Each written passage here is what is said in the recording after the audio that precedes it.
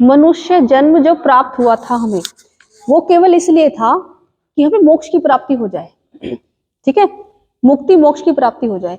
अब मोक्ष किसे कहते हैं?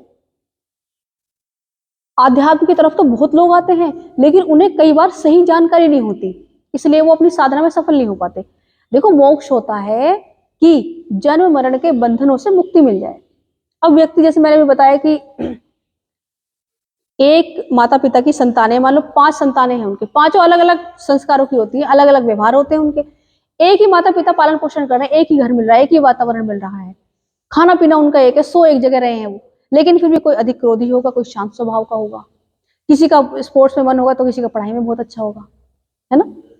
बिल्कुल अलग अलग होंगे उनके संस्कार। वो क्यों है? क्योंकि वो चित्त के अंदर हमारे लाखों पिछले जन्म जो हो चुके हैं उनके अंदर जमा है, हमारे अंदर, है ना।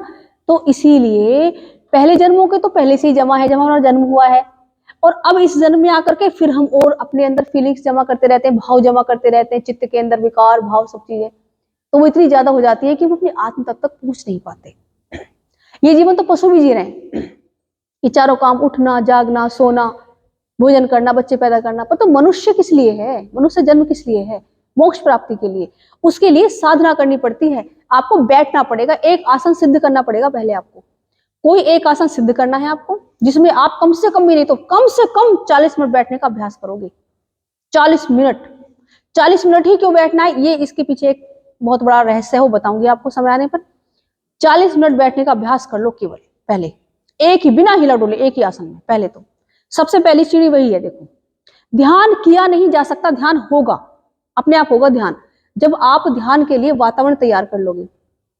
यम, नियम, आसन, प्राणायाम, प्रत्याहार, धारणा, ये 6 सीढ़ी होती है ध्यान की, पहले इनको अपनाना पड़ेगा। इन 6 सीढ़ियों को चढ़ने के बाद आपका ध्यान खुद लग जाएगा। ध्यान कभी कोई नहीं लगवा सकता किसी का, ना ही खुद व्यक्ति लगा सकता है। 6 सीढ़ी चढ़ो तो ध्यान स्वतः घटित हो जाएगा, है ना। और जब ध्यान घटित हो जाएगा और ध्यान में जब आपकी समाधि लगेगी, तो फिर जानने को इस संसार में कुछ भी शेष नहीं रहेगा। सर्वज्ञानी, सर्वज्ञ, सर्वशक्तिमान ईश्वर के तुल्य आप हो जाओगे, और जन्म मरण के बंधन से भी आपको मुक्ति मिल जाएगी। फिर बार बार यहाँ आके भटकना नहीं पड़ेगा,